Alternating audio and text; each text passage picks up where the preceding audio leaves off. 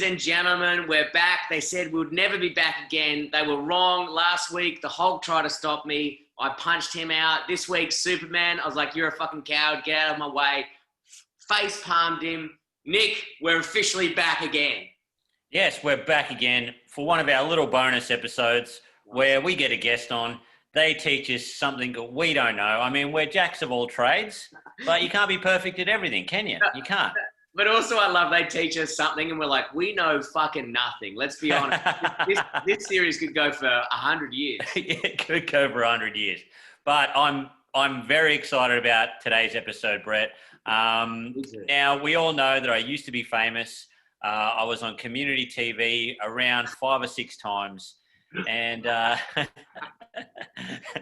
once they got me to go around to restaurants, and we had a barbecue special on, and I got to meet Al from Bluestone Barbecue, my favorite American barbecue restaurant. It's so good, and it blew me away. And it also blew me away when I knew he was from QLD.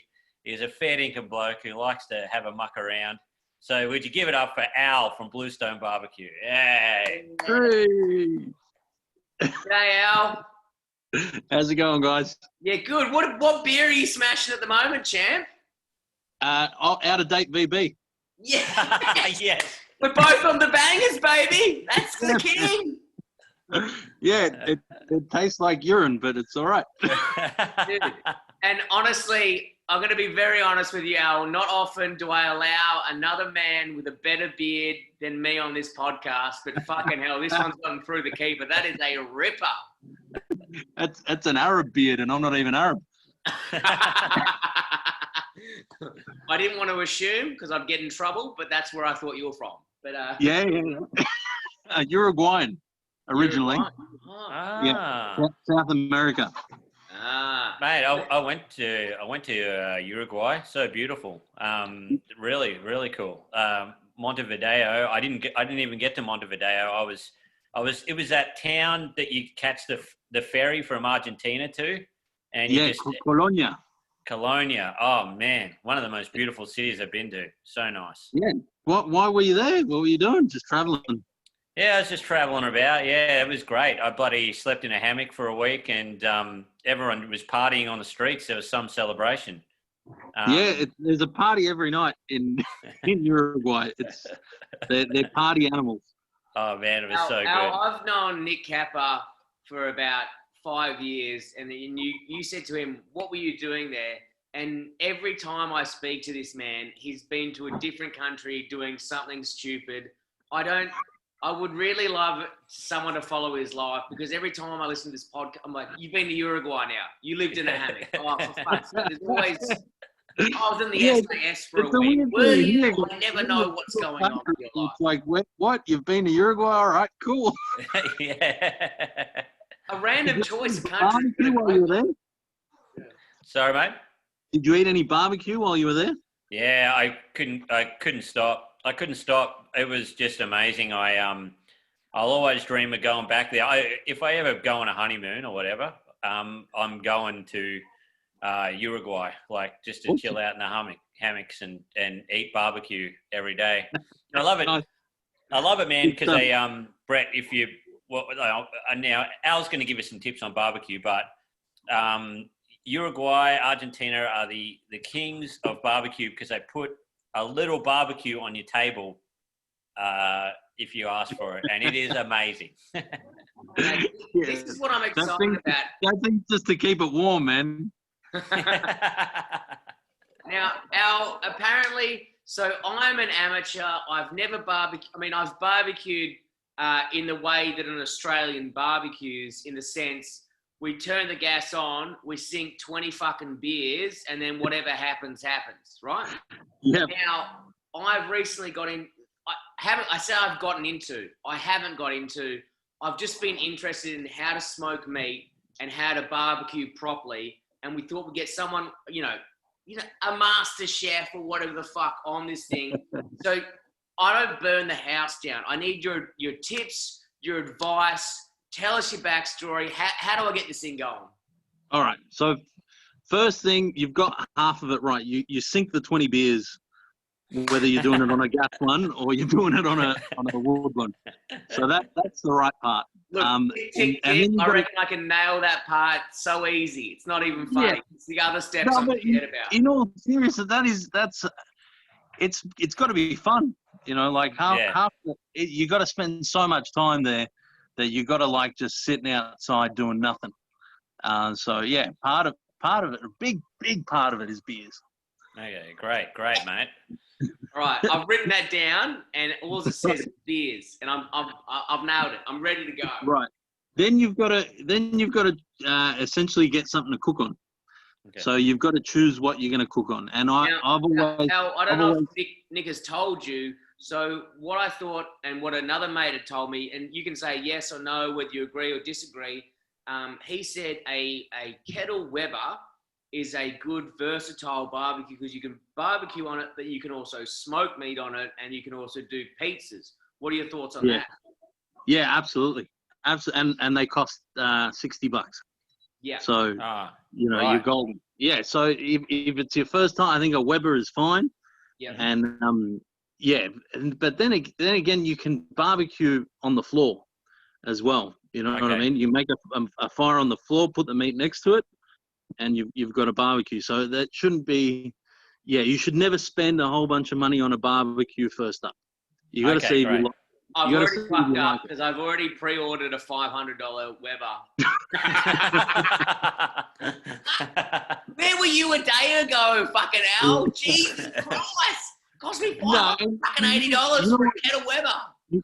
You'll find that you'll move on from that as well. You'll want to do other forms of if you like it. You'll want to do other forms of and the whole thing is, every time you want to do a new style of barbecue, you don't want to buy a new barbecue. You want to kind of DIY it. Yeah. So, yeah, if not, you're gonna sink $20,000 in barbecues, which I've done. So I'm saying do what I say. By the way, because you said you've sank $20,000 and you're outside. Do you have your barbecue close by? Because I would fucking love to see it. Yeah, but this is what I use at home. Is this? Whoa! What the fuck is that? It looks like a sheet of iron. It's a sheet of iron, man. At home, the expensive barbecues at work, but yeah. Jeez. I remember you telling me, Al, that you had a special now at your restaurant, Bluestone Barbecue in Coburg. You got to go; it's beautiful. You've got a special custom made type of barbecue. I saw it was very impressive. That they don't make anymore. Nah, the dude has retired from barbecue making, and we were lucky enough to get one of the last ones that he made. It's a Radar Hill. Any barbecue person will know who Radar Hill is. But so that's like a beast and a half, though. You can cook for 150 people on that thing. At home, you just need somewhere to make fire, essentially. Okay, so that one you got there, that's a tub that you put wood in, and then you've just got a big bit of sheet metal over the top, right? Yeah, exactly. So you can make it out of concrete blocks. I think the Americans call them cinder blocks. Yeah. So you build a 3-wall little thing, and you put a piece of sheet metal on the top, and then you put your fire in there and your meat in there, and it smokes it up. Oh, great, man. I think when you get especially for home use, like an offset smoker. I don't know if you know what an offset smoker is. So an offset smoker is where you put the wood in a separate chamber than the meat. Okay. Right, and it's meant to draw a convection, and then so the smoke essentially has one way to travel, and it goes out the chimney. And if you can buy those, but for home, they're shit because they got to be built with thick steel, and to get that, you're going to need to spend a couple of $1,000s. So I think smoke on anything except an offset smoker at home. Okay, great, man. So we've got a couple of points there. We've got beers. We've got get something to cook on. Now, what would you say is the next most important thing? Right. So you got to choose what sort of fuel you're going to use. Okay. So great. Are you going to burn wood, which is like the real man thing to do? You know, Mhm. you make your own or you can buy briquettes, or you can buy charcoal, Yep. or if you're real lazy, you can get you got your gas one, and then you burn wood chips. But Okay. if you're doing that, you might as well not do it. Now, quick question. I'm just going to jump in. Is so when you're deciding what to burn, obviously because it's a smoker, it would have a big impact on flavour. I'm assuming. Don't know Yeah. once again. So what would you say? Like, so this weekend I'm getting the Weber. I get the Kettle Weber. If I'm just at a normal, I'm at Mitre 10, for example. That's where I'm going to pick it up from. What would you say I start with as a beginner who knows nothing? Right. What would you say So- my first source of fuel would be? Yeah, look, beginner, get some charcoal, Okay. and then not only get some charcoal, but you're going to need to flavour so the charcoal will give you the heat that you need to cook the meat, Yep. and then you need some smoke flavour, which you can get some wood chips. Okay. Okay. You can soak some wood chips. You can put some wood chips that are not soaked as well for extra smoke, Uh-huh. and that's a good way to start. It's almost impossible to fuck up like that. Okay. So when you say soak wood chips, do you mean just like put them into water? Yeah. What's that? So essentially, when wood is wet, it will create more smoke, Yes. right? So you can do that. Put it on top of the burning coals, the burning charcoal, Yep. and then that will create some smoke. It'll flavour your meat.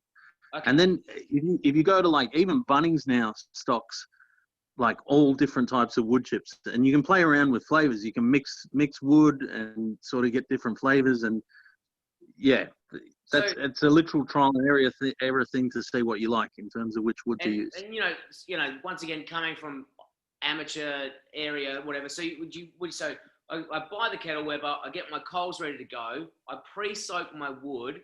Now, how long do I soak the wood for? Like half an hour, something like that, just to get a bit of moisture in the wood? Yeah, half an hour is fine. It's Yep.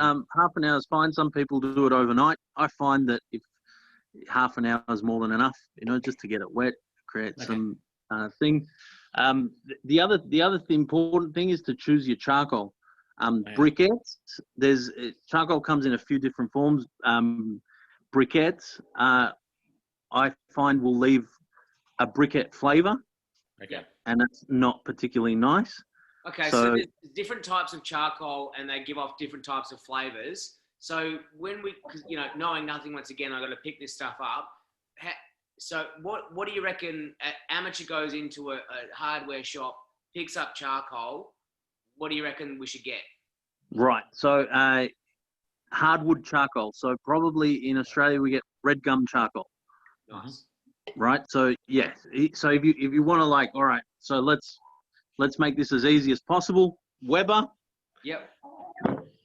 Some hardwood charcoal, and then some applewood chips would be Applewood chips. Okay. applewood chips, and you're going to get a flavour that pretty much everyone will like.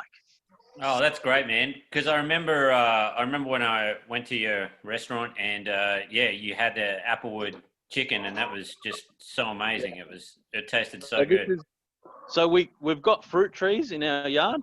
Yeah. Uh-huh. And we harvest our own wood. So that's nice. some of the fruit wood that we use for the restaurant.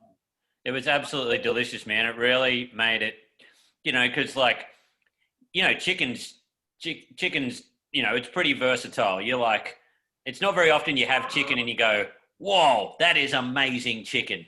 And that's what I had at your place. I was like, whoa, because I love chicken, but to get that extra level, to take chicken up a notch, I'm like, whoa, this man's working hard. Yeah, man. We got chickens in the yard as well. Oh, whoa, man. So if they're unlucky, they're going to get eaten. They'll have apple smoke running through them very quickly. Now, Adam, I know I seem like I've been the boring one in this conversation because I'm so excited to talk to you. That's why. So yeah. I've got my charcoal. I've got my thing. Now, as someone who's never smoked before and will smoke meat this weekend, what do I start with meat-wise? I go to the butcher. What's the easiest thing I can't fuck up? So a chicken is hard to fuck up. Okay. Okay. right? So if you put a chicken on there, A full chook, full bones, full yeah, everything. full chook. So you take the backbone out of it. Yep. So and then you butterfly it. So Yep.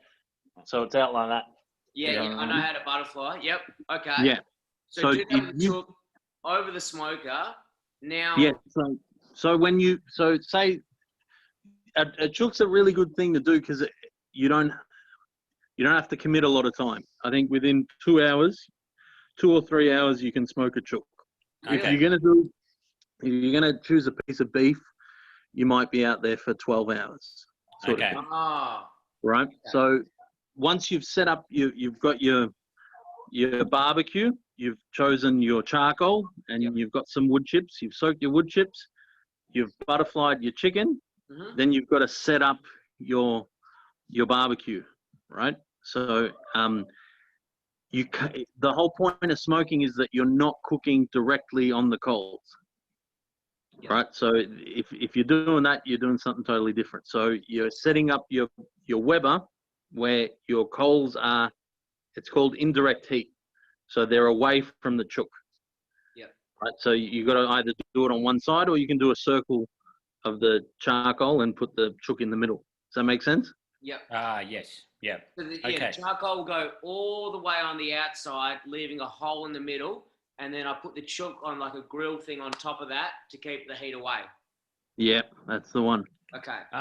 Great, man. That is great. Any other important things to remember? Yeah. I guess seasoning is super important when you're Okay. smoking.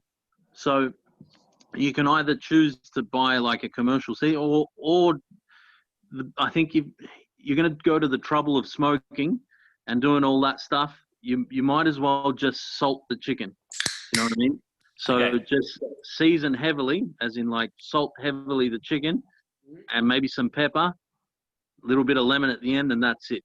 So that you can taste the wood that you've burnt, the charcoal and the wood chips and stuff. Now. But if you don't put enough salt, the smoke. I don't want to say the smoke has trouble adhering to the thing, but it will taste different. So you need to season more than you think. Okay. So, right, just to go over it again because I'm stressed out because I'm going to be trying again this weekend. So, Yeah, no worries. Weber, I line up my charcoal, put my fire starter in there, get that going, get the charcoal going, put the wood chips on that create the smoke, then, which is in a semicircle, butterfly the chicken, whack it down on top of the grill. Now, is there a temperature that I should have to get the smoker to before I can start? Or is it just, how do you know when you're ready to put the meat on? Right. So I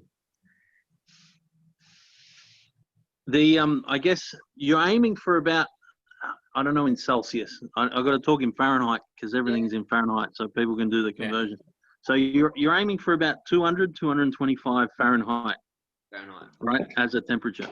And the goal is to keep it around there. If you have too many fluctuations in temperature, you're going to have either, tough meat or dry meat and stuff like that. So, Okay. So 200 Fahrenheit is 90 degrees Celsius. There you go. Yeah. So that's what you're aiming. 90 degrees. Okay. It's pretty low. You should be able to hold your hand over it for a good 10 seconds and not burn yourself. Okay. And then how would you, if say there's a drop in temperature, how would you regulate that? Would you add coal? Would you add more wood chips? What would you do there? Yeah. So again, the coals for your heat, the wood chips are for your flavor, right? So you got to have enough coal burning. The thing is, if you put more coal in there, it is going to take a while to start burning. So you got to preempt it. You got to preempt this shit. So you got to think ahead. Oh, look, I've got my coals are almost burnt out. You got to put more before they burn out completely. If not, it'll be cold. You know what I mean? But with the good thing with the chicken is you can probably cook it hotter and it won't be detrimental. Does that make sense? And you can cook it cold and it won't be detrimental either. So as long as you keep the temperature. Yeah, sort of steady. Okay, great, man. Yeah, I remember that when they taught me how to cook. I know it's in South America was, you hold your hand over the top. I think they did it with 8 seconds, I think. But, yeah, Right. 10. And that's what I was telling Brett in the last episode was, we're used to the whole thing, what Brett said at the start. You have a few beers, you pass out, you eat charcoal, you have the worst Greek salad ever. That was an Australian barbecue. Yeah. But with this thing where you had to keep the heat at the same temperature, you had to make sure the fire was going. When those other coals would go out, you'd put more coals on. It's a lot of work, but it brings I think it brings like a new level to barbecuing. Like it takes it seriously. Yeah. I guess it's like driving. It's like driving a car with manual gearbox and without ABS and without traction control. You know what I mean? Like you can get into an automatic car and drive and it'll do it, but then you can't have fun like you can in a. Yeah. Al, can I just point out that is the perfect reference for this podcast, by the way. You fucking hit it on the tee so hard. I'm like, yes, he gets it. Okay, now Al, we've got to ask you the big question. You've come on this podcast. Are you a Ford or a Holden man? That's what we want to know. Oh fuck! You're gonna kill me. If you say Nissan, you're dead to me. No, you're gonna kill me. I'm JDM all the way, man. JDM? Oh, Yeah. Holden. No, Japanese cars, man. Oh man, no. Do you know what? That's fine because we are here on the Flat Stick Podcast. In our Hall of Fame, we have the Toyota Hiace and the Toyota Land Cruiser. So, mate, you can't take a Ford. You can't take a Ford 4-wheel drive, and no way. You know. No, they're never meant for it. Hey, Al, thanks so much for joining us, brother. Really appreciate it. Really appreciate the tips. I'm going to have a crack at it this weekend, and I might message you, touch base with you, something like that. I'll probably fuck it up, to be honest, but I'm excited and nervous. Yeah, It's the first time I've just been concentrating on what someone's been saying the whole time. But chuck some sausages on there too. Get some good quality sausages. yeah, Chuck them on, and they'll be ready for a snack before your chicken. yes, I love that. I got beers, I got snacks, I got my wood chips right. Make sure my cold temperature's about 100 clicks. 2 hours on a butterfly chicken. Al, thank you so much for the hot tips. I'm really excited, and I can't wait till everything opens back up so I can come and fucking eat some of your smoked meat. Excellent, man. Well, unlike Brett, I don't have anywhere to cook my stuff, Al, so I'm just going to order from you this weekend from the Bluestone Barbecue in Coburg. Fuck yeah, are you still open, Al? Oh fuck yeah, man. We don't stop. Bro, that's so good because if I fuck my smoking up, I'm going to fucking order your shit and then tell my missus I did it. Nah, don't think like that. You can't fuck it up, man. Even if you fuck it up, you'll be drunk enough that it'll taste amazing. I reckon I might remember fuck chicken because it might be raw as fucking going through my guts, but I'll have a crack. Oh man, that's great. Yeah, so you guys are still going hard during COVID, still pumping out the orders. Yeah, and I can't recommend your restaurant enough, Al. So get in there, man. Bluestone Barbecue. We'll put a link up and all that kind of stuff. Yeah, and awesome. Make sure you hit these guys up. It's a life-changing experience. Thanks, buddy. Thanks No for worries, joining mate. us, Al. Love you, Thanks, mate. Brett. Thanks, Brett. Thanks, Nick. Thanks, Al. Bye. Bye. That's the end of the all right. pod there, Al. Thanks so much for joining us, mate. That really means a lot, brother. No worries, man. Man, it was Sorry, I got a great bit tip. I'm very distracted there in the excited middle. for trying it. You got a bit distracted. Why? No, I started talking about the chickens and the...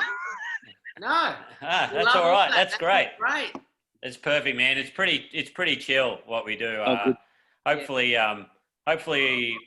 a heap of people see it, and we'll put it up as well on the so people can just listen to it as well. So we'll put the audio up in our thing as well. So Good stuff. Man, Yeah. thanks so much, Al. Appreciate it. Where do you live, Nick? I live in Abbotsford. Yeah. So Right. so yeah, we'll definitely make sure we both come in when you open back up for sure, brother. Done. Awesome, guys. Thank you so much. Thanks, No Al. worries, Have a mate. great night. I'll speak to you soon, guys. See ya. See you, mate. See ya, Bye. see ya. Bye.